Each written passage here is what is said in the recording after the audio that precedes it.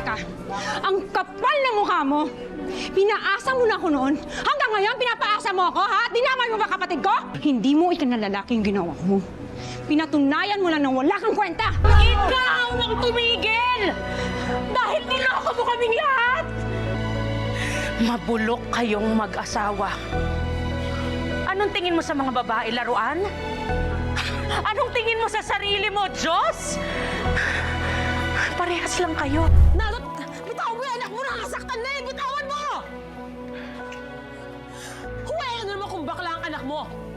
Kung saan siya masaya, dapat okay ka doon. Harapin mo ako, Naldo! Ano? Mali yung ginawa mo sa anak mo! Anak ko siya. Gagawin ko kung anong gusto kong gawin sa kanya. Naintindihan mo? Hindi ko matatanggap ang pagiging bakla niya kailanman. Walang masama sa pagiging bakla! Ha? Ano problema mo? Problema? Hindi ba naisip ko anong sasabihin ng mga tao? Kukutsain yung anak ko. Pagtatawanan. Paano niya pagtatanggol ang sarili niya? Sa oras na wala ko rin, paano ko siya magtatanggol? Ano ang akala mo sa mga bakla? Hindi kayo pagtagol ng mga sarili nila? Hindi ka hinaan ng pagiging bakla, Naldo! Para sa lahat ng pananakit mo sa akin, pagbabayaran mo yon. Walang lugar ang karahasan dito sa mundong ito. At walang karapatang manakit kahit sino. Sorry po ulit sa lahat ng mga nagawa ko dito sa Bukang Liwayway.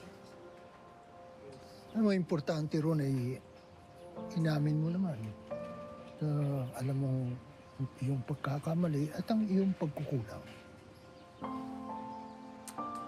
Naisip ko kasi yung anak ko eh. Nakakahiya naman po sa kanya, di ba? Eh, paano ho ako magiging katangi-tanging ina kung hindi ko ho kayang aminin yung mga pagkakamali ko? Emma. Emma. Emma.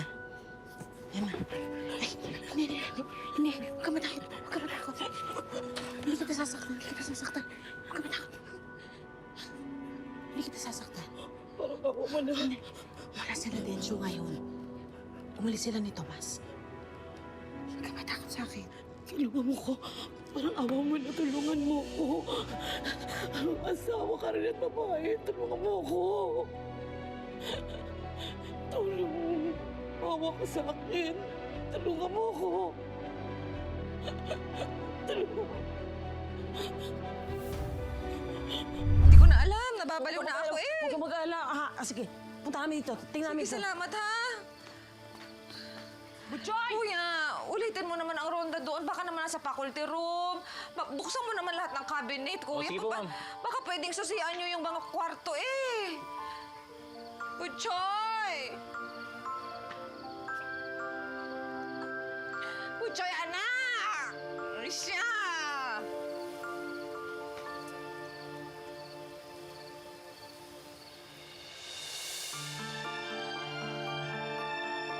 Butchoy!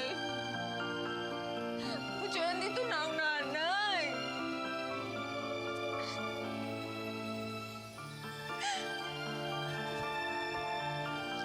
Diyos ko, Lord.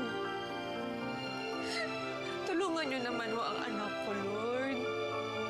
Alayon niyo po si Butchoy sa kapahamakan. Wala ka namang pambayad? Ay, wag mo, ibalik mo na yung mga paninda ng mga tindera, Ire. Ikaw mo Pwede ba? Huwag ka makisali dito. Hindi ka na makasali rito, ha?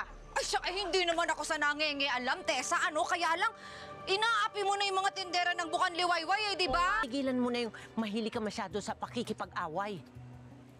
Wala naman akong pakialam sa mga pinagsasabi mo. Ha? Gagawin ko kung anong gusto kong gawin. At saka ikaw, huwag ka rin nagmamalinis. Kilala rin kita, Chona. Hindi ba ikaw ang pinakamaitim na budhi dito sa Bukang Liwayway? Hindi ba? Ano? Madam! Ano? Isa pa? Tulog ka na! Ha? Mabait akong tao pero masama akong magalit! Sa tingin ko, mas maganda kung maghiwalay muna tayo ng landas. Kasi hindi tayo nagiging patas kay Nolly. Masasaktan natin siya ng hindi niya alam. May surprise kasi ako sa'yo. Sige. Eto, tingnan mo. Uy! Ginawa mo lahat yan? Oo. Ginawa ko yan lahat. Siyempre, tulong na rin sa'yo. Tsaka sa pangangampanya mo.